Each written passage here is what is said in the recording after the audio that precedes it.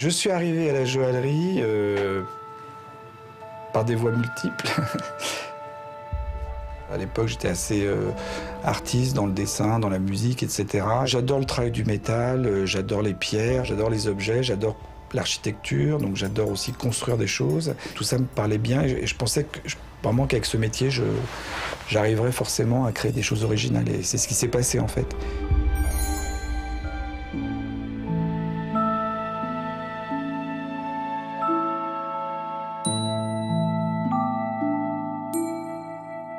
Je pense toujours à ce moment qui est un moment de fête, le moment où la personne va acheter le bijou et va l'offrir à la personne qu'il aime, quoi. Forcément, c'est un moment magique, quoi.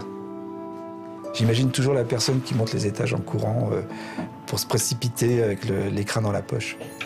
Je trouve que c'est un beau moment dans la vie.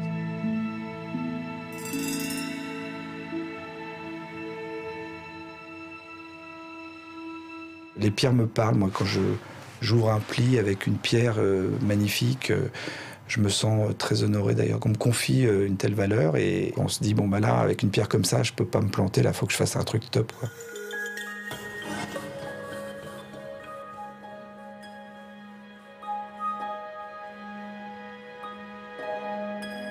Les qualités pour exercer ce métier, très têtu, persévérant, soigneux, rigoureux, inventif, curieux. En même temps, c'est un métier passion, donc c'est pas un effort qu'on demande aux gens, on le fait naturellement.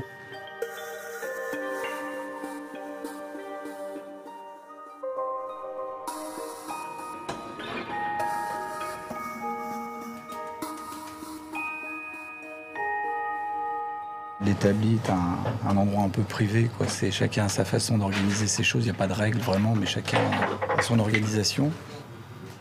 Première chose, la boîte à ouvrage, le métal précieux, classé, rangé, or gris, or rose, or jaune. On a une petite pelle, on récupère le métal. On lime beaucoup, donc on a des limes de toutes les formes.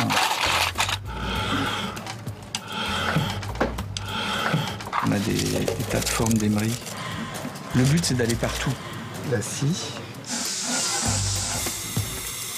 Le métal, il faut savoir que quand il est trop dur, après on n'arrive plus à le travailler. Donc il faut le ramollir souvent, il faut le souder, enfin... Ici, c'est des pinces. Donc il y a des pinces standards, mais il y a beaucoup de pinces qu'on modifie, qu'on fait à notre main. C'est pas interdit d'inventer un outil pour tenir une petite vis un peu spéciale ou un truc comme ça. Les étapes de production, ça va être déjà un dessin. Qu'on appelle un dessin d'intention. On se met en accord avec le créateur pour les volumes et des étapes de maquette. Une fois que ces étapes sont validées, après on va passer à la fabrication. Donc les joailliers vont commencer à préparer les montures. Les polisseuses vont préparer les montures pour le sertissage des pierres. Et après, les joailliers vont monter les pièces. Elles vont être polies, contrôlées, gravées. Donc c'est un peu complexe, mais c'est vrai qu'il faut tout organiser pour que tout s'organise pour arriver au résultat.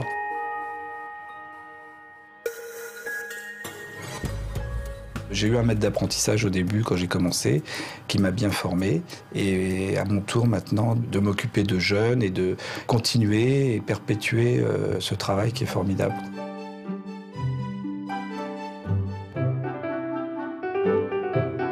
Donc joaillier, ça consiste à fabriquer tout ce qui est armature métallique du bijou. On y pense tout le temps, même quand on n'est pas au travail. Le soir, en se couchant, on se dit tiens, la pièce, ce serait bien que j'apporte ça comme solution. Chaque jour, on a des problèmes et donc grâce aux anciens, on arrive à les résoudre. Quand on ne trouve pas, on demande, mais sinon, on arrive souvent à s'en sortir quand même un peu par nos propres moyens. Quand je fais un collier, ça peut aller de 150 heures à peu près de montage, de rattrapage. Si on est patient et qu'on est un petit peu habile de ses doigts, on arrive vite à faire de belles choses. Il faut avoir le temps de faire les choses correctement.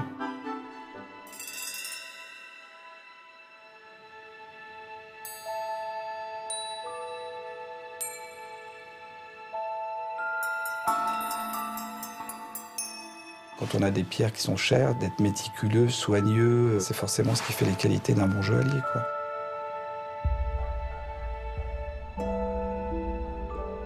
Dans la haute joaillerie, forcément, on veut l'excellence, donc on a les meilleures mains et on a la plus grande exigence par rapport à la qualité du travail et des pierres.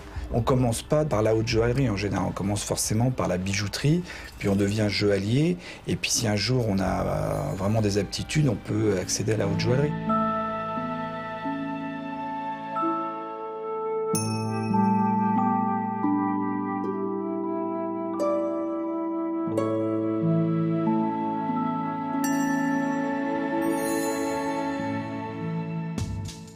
Joaillier fait partie des métiers de l'horlogerie, la bijouterie, la joaillerie et l'orfèvrerie, regroupés sous le sigle HBJO. Si tu as entre 16 et 25 ans, les principales formations diplômantes intéressant les métiers de l'horlogerie, de la bijouterie, de la joaillerie et de l'orfèvrerie sont les suivantes. Les CAP peuvent être préparés en alternance ou en continu après la 3e ou la 2e générale. Les CAP en 1 an peuvent être préparés après le baccalauréat. Le CAP Art et technique de la bijouterie-joaillerie, option bijoutier-joaillier ou bijoutier-sertissage, ou encore option polissage.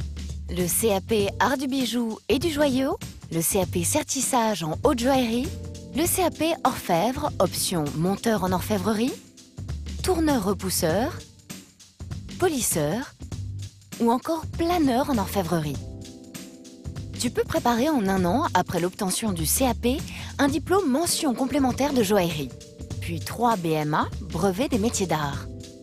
BMA du bijou, option bijouterie-joaillerie, bijouterie-sertissage, ou encore BMA du bijou, polissage, finition. Puis un DMA, diplôme des métiers d'art, du bijou et du joyau. Tu peux également préparer un DMA après un baccalauréat STI Arts appliqués et un CAP en 1 an. Pour tout savoir, rendez-vous sur le site unmétierdartpourmoi.org.